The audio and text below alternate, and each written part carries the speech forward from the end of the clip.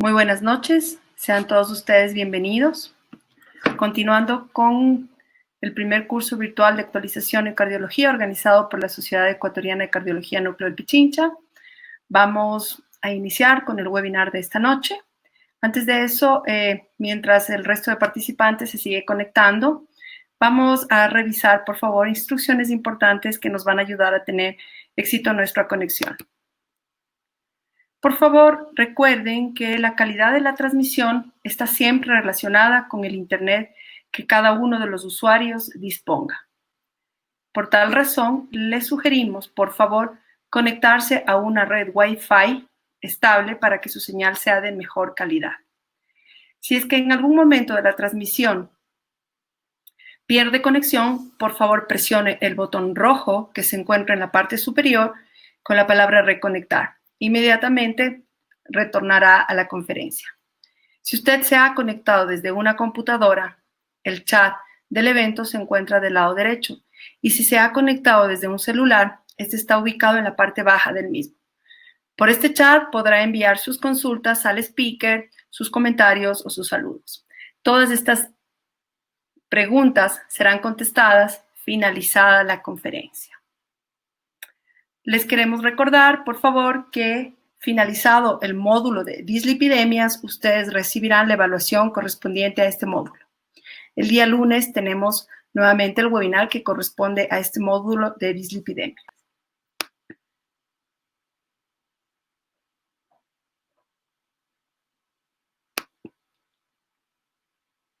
Inmediatamente yo les dejo con el doctor Juan Carlos Gaibor, quien será el moderador de esta noche. Que sea un éxito, doctor Gaibor, bienvenido. Muy buenas noches con todos. Es un placer a nombre de la Sociedad Ecuatoriana de Cardiología Núcleo de Pichincha poder darles la bienvenida a esta nueva sesión que tenemos como parte de nuestro primer curso virtual de actualización. Recuerden que este es un curso que vamos a tenerlo durante varios meses, son 8 módulos y esta es la cuarta charla que respecta a dislipidemia. El tema que vamos a tratar hoy es dislipidemia mixta, beneficios y riesgos de la terapia combinada. Nuestra tratante, nuestra médica expositora, muy conocida por ustedes, es la doctora Liliana Cárdenas. Si me pueden ayudar con el currículum.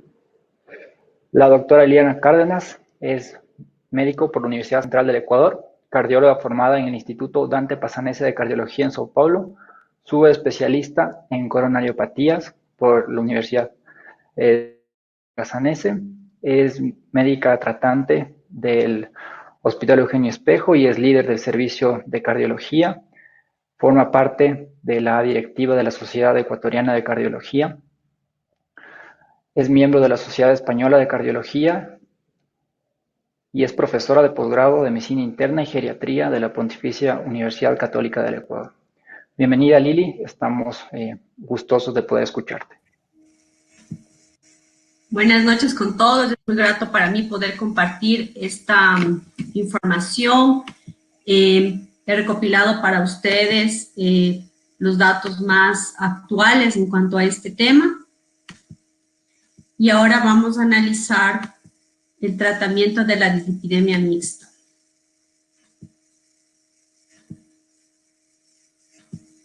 Perfecto. No sé si está clara ahí la presentación. Sí, la doctora, por favor. Perfecto.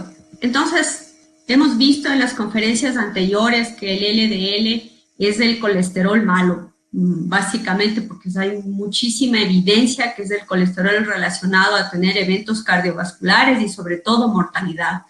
Y entonces, de todos los factores de riesgo, tal vez es el más estudiado y el que más soporte en evidencia científica tiene para tratar y saber que modificado y entre más bajo, mejor, pues es esto, ¿no? Bajar el LDL. Y para eso tenemos herramientas súper potentes, no solamente las estatinas, que pueden ser cohetes supersónicos y otros herramientas como el ezetimibe y ahora los inhibidores de la PCSK9, que definitivamente pues disminuyen hasta el 85%, como se vio en la conferencia anterior, este colesterol LDL. No en tanto, También existen otras lipoproteinemias, como por ejemplo la hipertrigliceridemia, y se cree que este es un enemigo oculto. Esta hipertrigliceridemia está en una prevalencia de apenas del 10% de la población y varía dependiendo de la región. Por ejemplo, en nuestro país esta prevalencia es más alta, lamentablemente no tenemos estudios formales y se debe al tipo de alimentación que nosotros tenemos, rica sobre todo pues en hidratos de carbono. ¿Quién tiene más hipertrigliceridemia? Los pacientes con obesidad y diabetes. Una definición muy clara de saber cuánto es alto, poco alto, muy alto, pues no existe. Pero lo que sí está definido por el consenso de expertos es que quien tiene unos triglicéridos sobre 885 miligramos por decilitro, porque en algunos lados se mide por milimoles, pues se trata de una hipertrigliceridemia severa. La probabilidad de que estos triglicéridos estén en estos valores es baja, menos del 1%. Se define como muy severa cuando estos triglicéridos avanzan a más de 1770, o sea, más o menos más de 10 milimoles, lo cual es muy raro. ¿Cuál es el punto de corte para decir normal? Todavía no está establecido. Todavía vamos a ver cómo hay discrepancia en la evidencia científica para saber si estos triglicéridos es mejor medirlos en ayunas o postprandiales. Según la guía, pues debemos reconocer que existen diferentes lipoproteínas, sobre todo estas dos primeras, los kilomicrones y los VLDL, que son los triglicéridos los predominantemente que los conforman, ¿sí? Entonces, cuando hablamos de triglicéridos elevados, pensamos en que puede ser kilomicrones o VLDL dependiendo de dónde está formado. La grasa que viene de los alimentos o la que forma el hígado a través del VLDL. Como vemos en esta misma tabla, la apolipoproteína que los acompaña es el ApoB48, sobre todo en los kilomicrones, y en los VLDL ApoB100. Esto es muy importante recordarlo para poder entender algunos objetivos terapéuticos.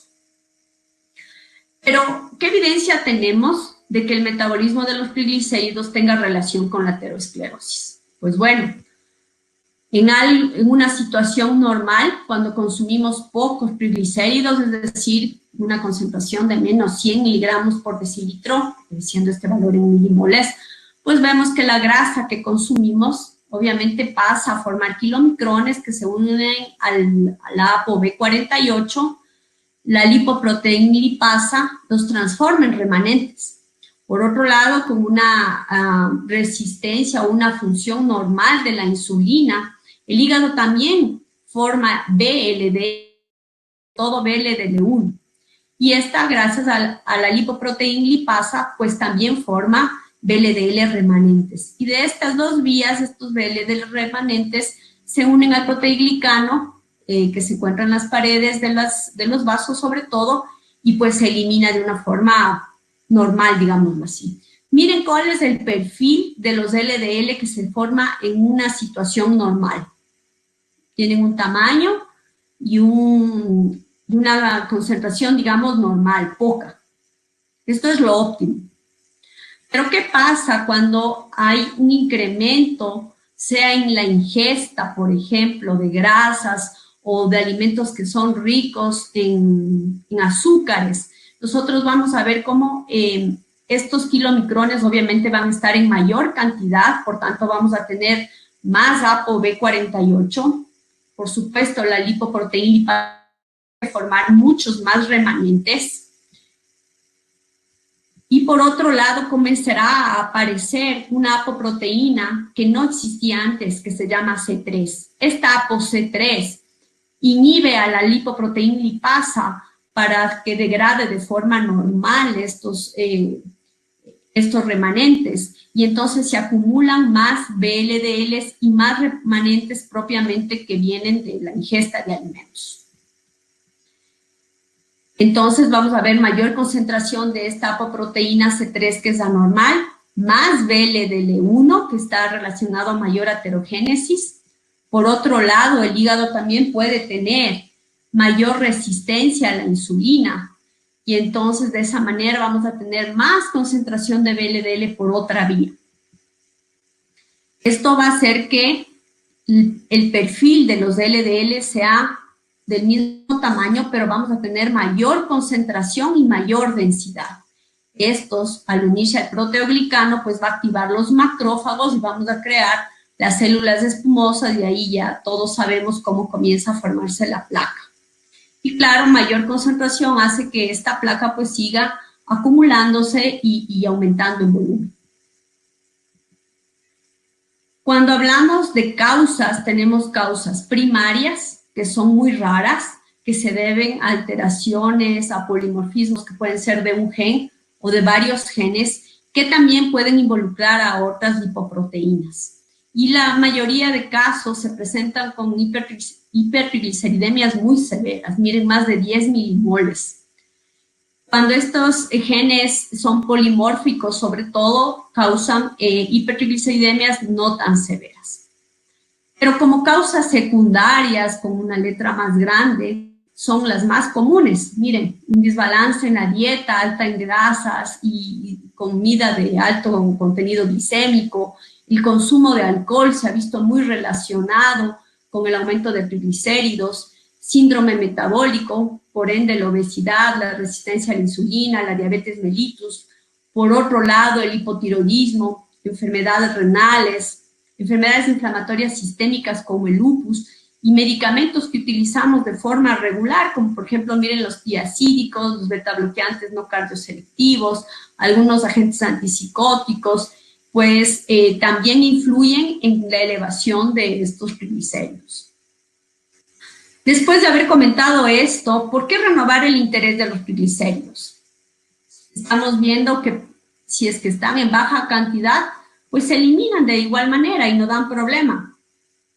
Pero cuando tenemos un exceso de triglicéridos, tenemos triglicéridos más pequeños, tenemos más remanentes, como pudimos ver, y estos son los que fácilmente entran a los vasos y no solamente forman la placa, sino que también activan vías protrombóticas y proinflamatorias.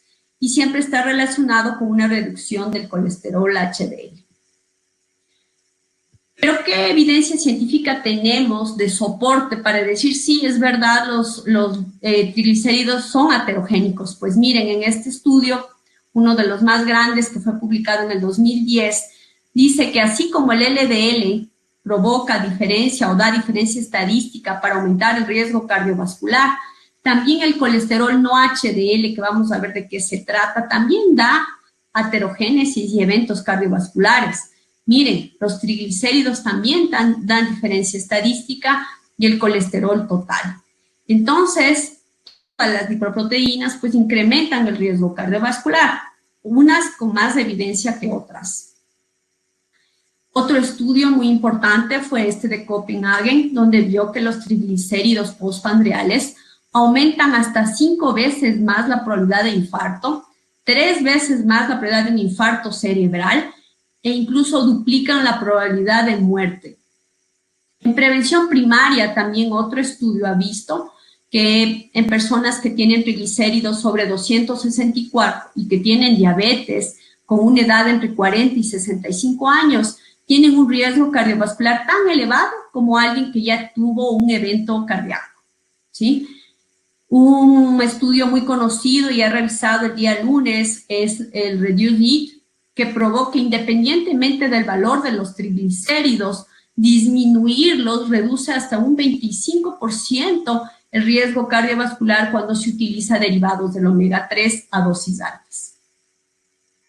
En cuanto a prevención secundaria, podemos ver que disminuir los triglicéridos es beneficioso, tanto a corto plazo para alguien que tuvo un síndrome coronario agudo, como a largo plazo. Y dividido en quintiles, pues vemos que quien más tiene elevados los triglicéridos, pues tiene más riesgo cardiovascular en línea azul, como ustedes pueden observar en el gráfico. Y estamos hablando de muy elevado, más de 195, ¿no? Otro trabajo de prevención secundaria también demuestra que los pacientes que han tenido un infarto y que tienen hipertrigliceridemia, pues también tiene eventos. Este fue un hallazgo semejante al estudio previo, pero este fue publicado en el 2015. Pero ¿por qué hay discrepancia y pese a que estamos viendo toda esta evidencia no estamos tan seguros? Porque en pacientes que tienen hipertrigliceridemia primaria y también está, por supuesto, asociada a otras alteraciones de las lipoproteínas, los estudios mendelianos, pues, dicen que no influyen en el riesgo cardiovascular. Pero estos datos contradictorios necesitan un mejor análisis porque se engloba el todo y no se analiza si es que en realidad es los triglicéridos, la alteración o la alteración genética que conlleva, pues, cambiar otras lipoproteínas. Hace un momento mostraba una diapositiva que decía que el colesterol no HDL, pues, también influye en el riesgo cardiovascular. Ustedes se preguntarán cuál es este colesterol no HDL, que pues es muy famoso, algunos laboratorios nos envían el resultado. Pues recordemos que la mayoría de los triglicéridos son transportados por el VLDL y obviamente necesitan de una apoproteína y esta es la ApoB.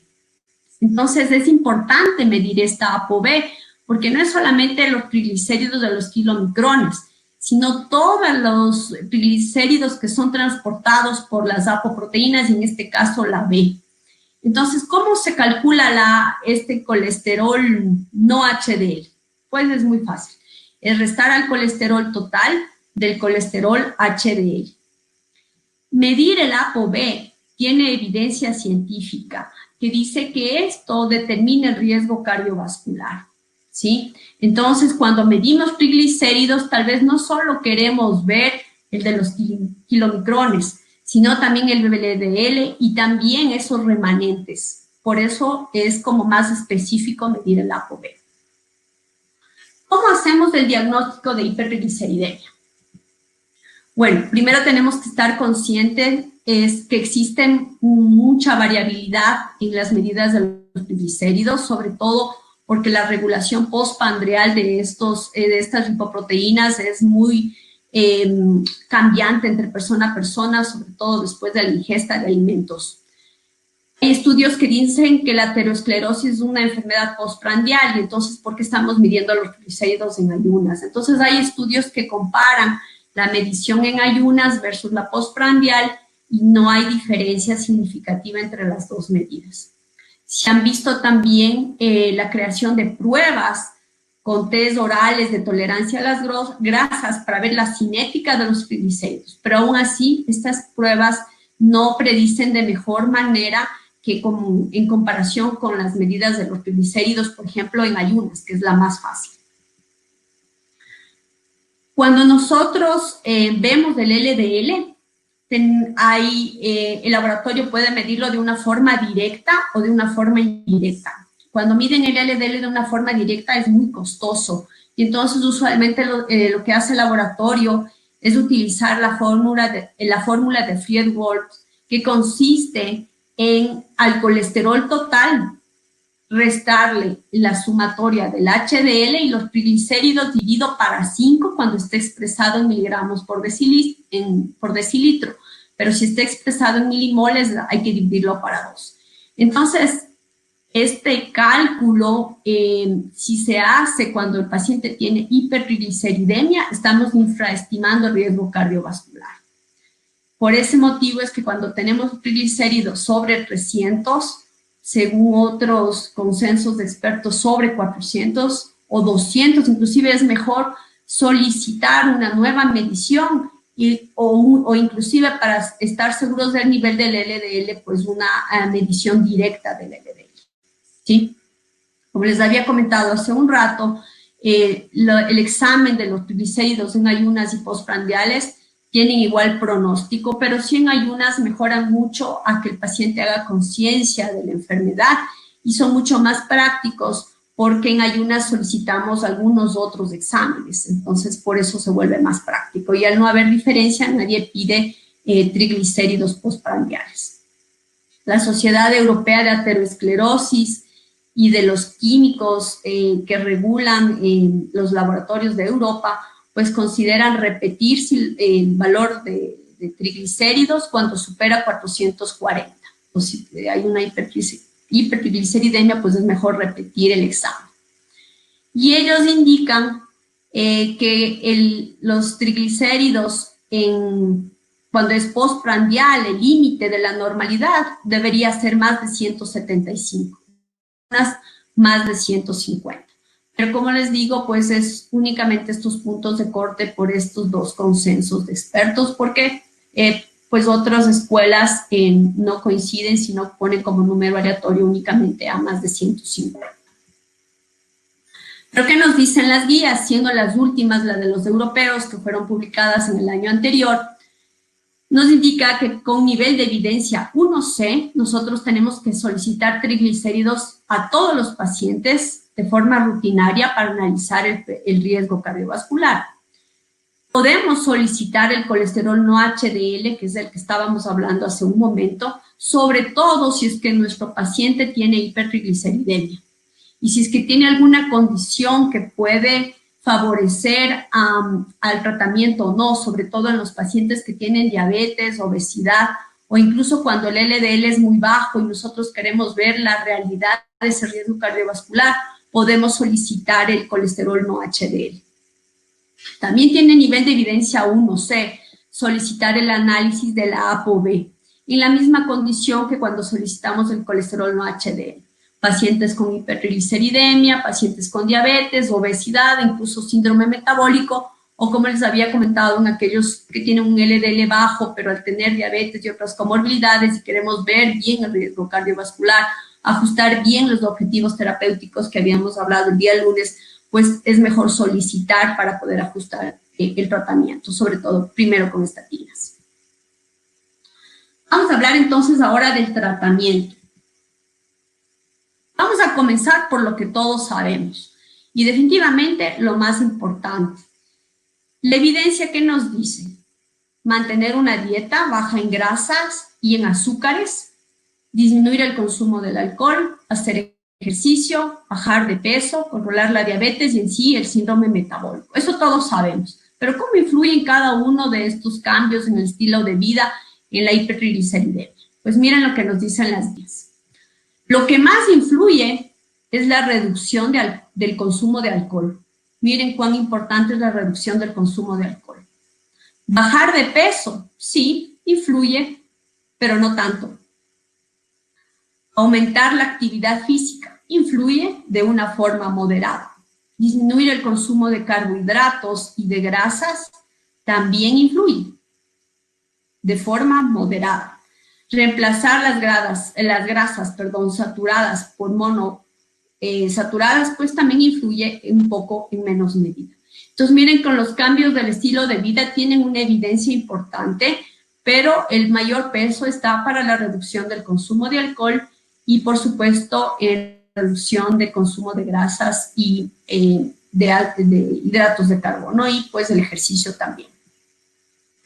Esta es una revisión del 2020 de los europeos y ve que la abstinencia tiene una respuesta variable, pero definitivamente sobre el 80% de los pacientes que disminuyen el alcohol, pues baja el valor de los triglicéridos. En cuanto a la pérdida de peso, se puede disminuir 8 miligramos por decilitro por cada kilogramo que el paciente pierda. Miren cómo influye o disminuye en los triglicéridos el ejercicio aeróbico, entre 10 a 20%. Y utilizar suplementos de los ácidos del omega 3, entre el 10 y el 15%. Debemos recordar que existen medicamentos que pueden provocar hipertrigliceridemia y por ese motivo tenemos que buscarlos para ver si pueden ser cambiados por otros, los más utilizados los tiacídicos que utilizamos muchísimo para el control de la presión arterial, los beta-bloqueadores no beta selectivos, estrógenos, retrovirales y bueno, tamoxifeno. Tenemos que pensar también que puede existir una hipertrigliceridemia secundaria en los pacientes que tienen sobre todo glomerulonefritis, paraproteinemia y el lupus eritematoso, que es una enfermedad inflamatoria también muy frecuente. Recordemos también que en el embarazo, de forma fisiológica, sobre todo en el tercer trimestre, tenemos elevación de los triglicéridos. ¿Cuáles son los tratamientos farmacológicos que han sido aprobados? Miren, con un efecto moderado o modesto, es decir, que pueden bajar los triglicéridos entre el 5 y el 15%, dependiendo de la droga, está en primer lugar las estatinas, el ezetimibe e inclusive los inhibidores de la PCSK9. Un efecto más intenso, incluso más del 45%, están los fibratos, los ácidos grasos omega 3 y la niacina. Vamos a hablar un poco de los fibratos. El fibrato más potente, como todos saben, es el genfibrosilo, que puede reducir hasta el 70% de los triglicéridos a una dosis alta. Por supuesto, tiene una variación interindividual esta respuesta. Como monoterapia, no hay una disminución del riesgo cardiovascular. Cuando nosotros hablamos de combinación, nosotros no disminuimos el riesgo cardiovascular, pero si es que analizamos de algunos subgrupos de pacientes, vemos que el beneficio es mayor cuando tenemos hipertrigliceridemia y también un HDL bajo. He puesto combinación en rojo porque sabemos que no podemos combinar las estatinas con cualquier fibrato, rabdomiolisis, y eso ya vamos a recalcar cuáles son los fibratos con los que podemos combinar. Pero ¿por qué esta falla en disminución del riesgo cardiovascular? Pues todavía no sabemos. ¿Será que es una falla verdadera del medicamento o una falla del diseño de los estudios? No en tanto, las guías de Estados Unidos y de Canadá orientan a utilizar fibratos, sobre todo en esos pacientes de riesgo cardiovascular elevado, cuando tienen unos triglicéridos sobre 200 y cuando el paciente ya está optimizada la meta del LDL. Recordemos entonces que los fibratos más seguros para combinar con las estatinas es primero el fenofibrato y luego el ciprofibrato. A continuación he puesto los estudios que han validado el uso de fibratos como el objeto de disminuir eventos cardiovasculares. Vemos cómo hay estudios desde 1987, miren, pero estos estudios han fallado, desde prevención primaria, pacientes de alto riesgo. Por aquí hay estudios que sí han logrado disminuir la mortalidad, sobre todo con el genfibrosilo, pero en realidad pues son muy pocos. Ahora nos encontramos con los ácidos grasos omega 3 y sobre todo por el último estudio que es el REDUCE-IT, que todos lo hemos leído y que comentó el doctor Castillo también el día lunes, donde se vio que altas dosis, es decir, más de 2 gramos al día, es muy útil para disminuir eventos cardiovasculares e incluso mortalidad. Miren, fueron pacientes que eran de alto riesgo, que ya estaban en tratamiento con estatinas. Fue un estudio muy importante porque fue más de 9,000 pacientes. Y cuando se mantuvo el tratamiento hasta casi 5 años, se vio una diferencia significativa. E incluso, como se englobó pacientes hasta 500 de triglicéridos, este beneficio fue independientemente del valor de los triglicéridos basales. Miren, aquí está una descripción también de todos los estudios que han avalado el uso de los omega 3, ¿no? Miren ustedes, el primero fue en el año 99, en el 2008, miren, cuando se quería proponer como terapia adjunta para falla cardíaca, en diferentes escenarios para riesgo cardiovascular, en pacientes con diabetes. Y así, pues, se ha visto incluso combinaciones con vitamina E también, pero en realidad, han sido también pocos estudios que han demostrado el beneficio. Y por último, este estudio donde se vio esta diferencia significativa cuando se combinaba con estatinas. Miren que los otros trabajos era versus placebo, ¿no? Este fue el primero que se combinó con estatinas. También tenemos otras herramientas terapéuticas como el ácido nicotínico que casi no se utiliza. Este ácido nicotínico lo que hace es inhibir la lipólisis del tejido adiposo. Reduce entonces de esta manera la cantidad de ácidos grasos libres y por tanto también la síntesis del VLDL hepático. Han sido 2 estudios que han probado el uso de este medicamento, no en tanto no ha habido un beneficio adicional a favor de este medicamento o de estos medicamentos. Se vio en los análisis que el beneficio era mejor para el subgrupo de pacientes que tenían una hipertrigliceridemia sobre 200 y un HDL bajo, menos de 32. Entonces, en este subgrupo de pacientes se vio que había una reducción de eventos en un 37%. Hay otros estudios que están todavía, que están siendo aún analizados, como este Prominet o el Strength, que probablemente nos den sus resultados en el 2021. En este, miren, se está testando el pemafibrato, que es más de 10,000 pacientes, en pacientes con diabetes e hipertrigliceridemia. En este otro estudio se está viendo si el omega 3 pues también es favorable en los pacientes de alto riesgo cardiovascular y también con hipertrigliceridemia. Este grupo es más grande, más de 13,000 pacientes. Entonces veremos el año que viene qué resultado nos da. Otros estudios de medicamentos, como por ejemplo disminuir la lipoproteína, la ApoC3, que veíamos que era una apoproteína que inhibía la lipoproteína lipasa, pues tampoco dio buenos resultados. La FDA no aprobó el uso de este medicamento y la Agencia Europea de Medicamentos lo aprobó únicamente para aquellos pacientes que tienen hipertrigliceridemia primaria.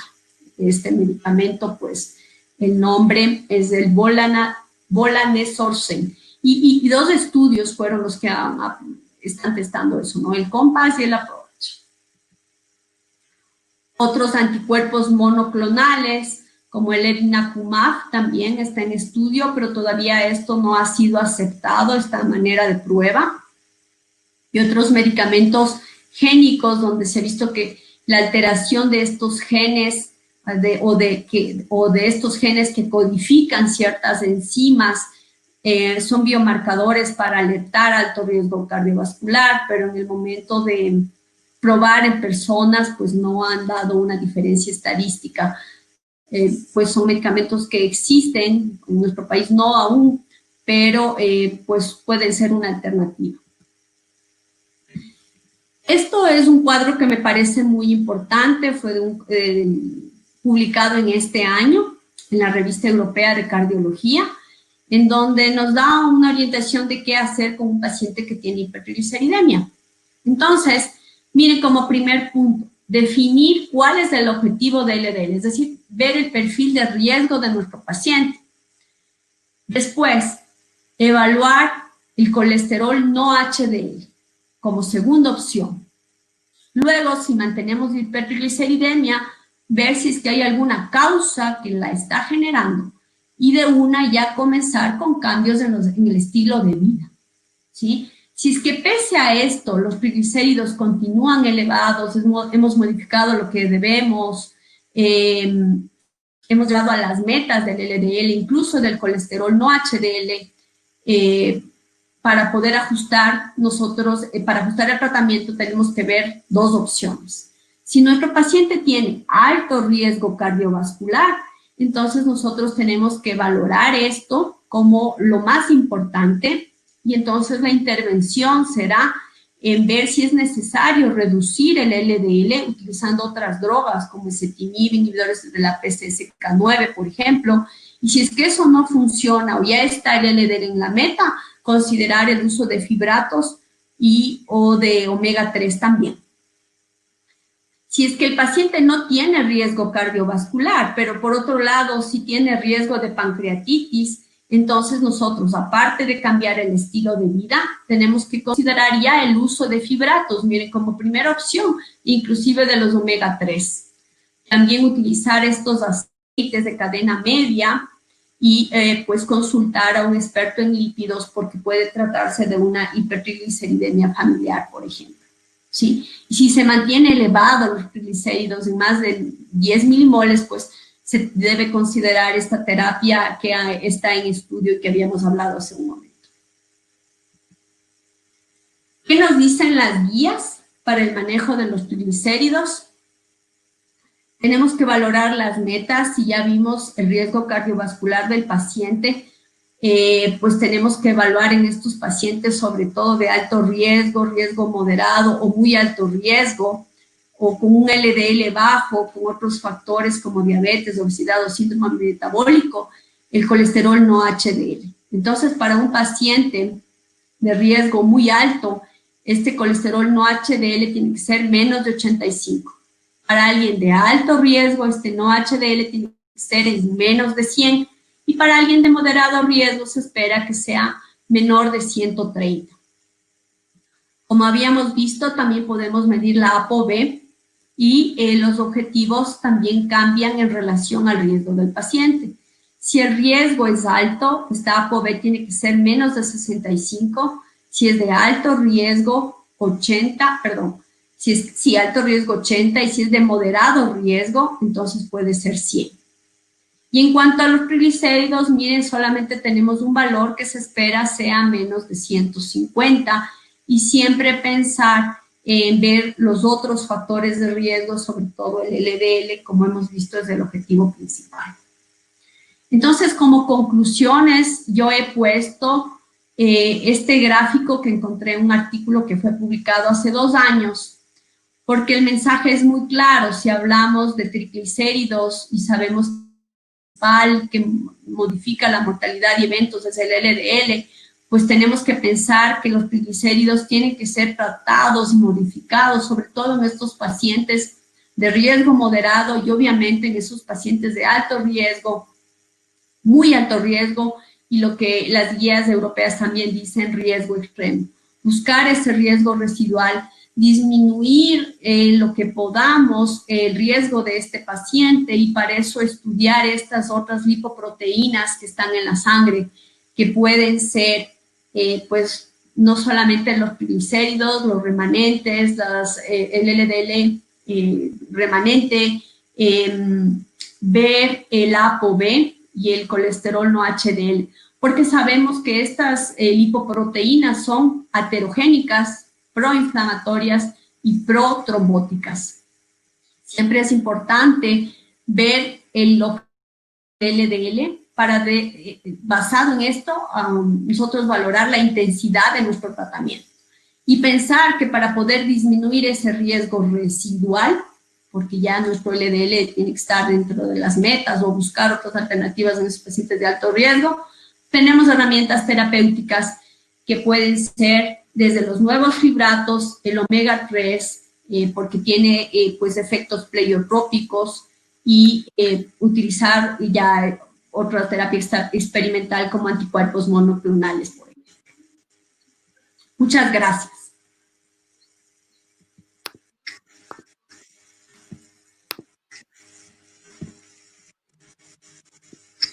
Muchísimas gracias, doctora Cárdenas, por su brillante exposición, muy clara, muy concisa, y ha dejado ciertas inquietudes de nuestros oyentes. Una de ellas es si es que puede hacer a través de un comentario de comorbilidades asociadas a esta patología, tanto, especialmente el hipotiroidismo y la resistencia a la insulina.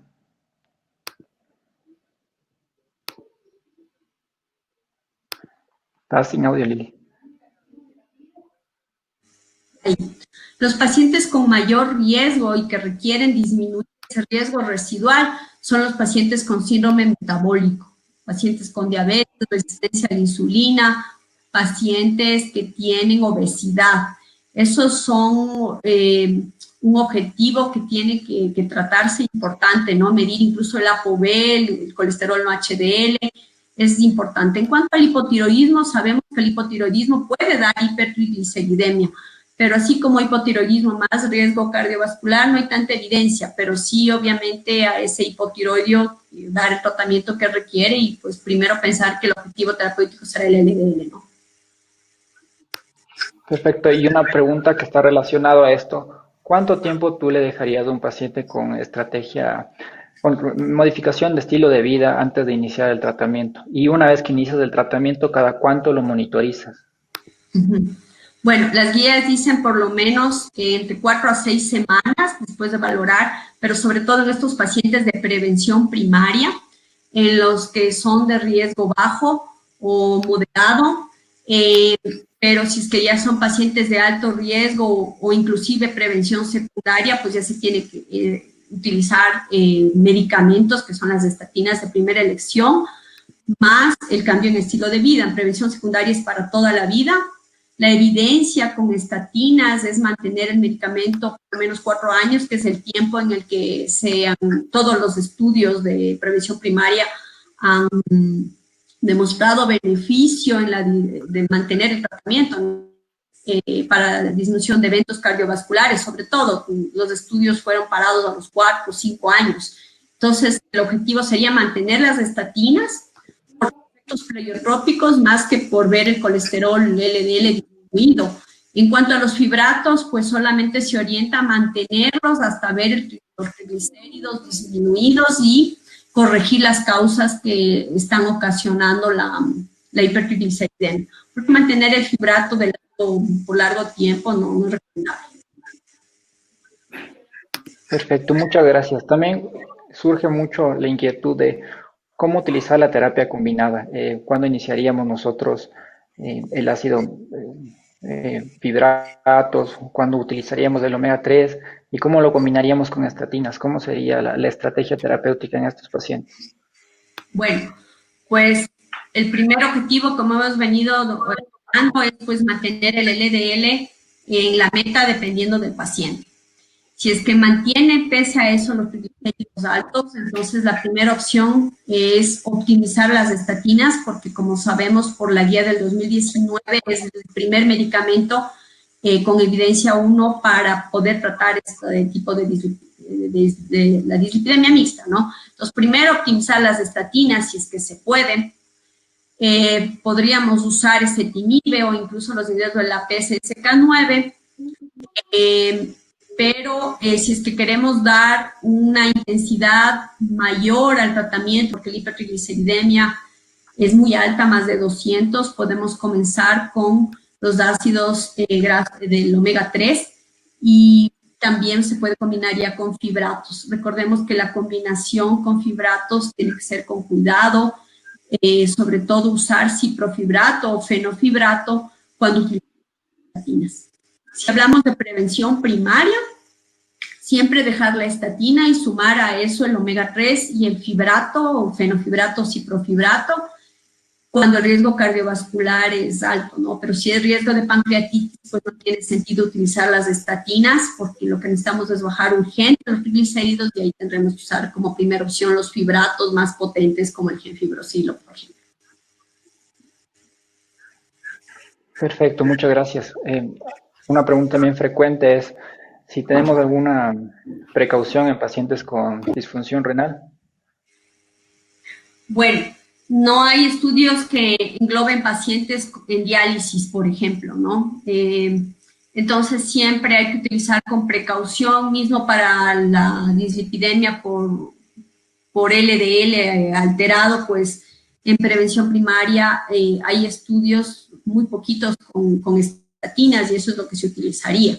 Entonces, en esos pacientes que ya tienen riesgo cardiovascular, porque son insuficientes renales, se podría utilizar primero estatinas, más dieta y luego tal vez omega 3.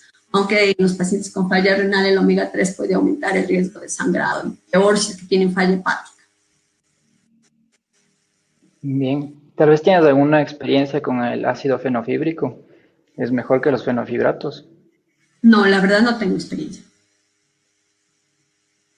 Bueno, creo que ha sido una charla espectacular, muy acertadas tus respuestas, doctora Cárdenas.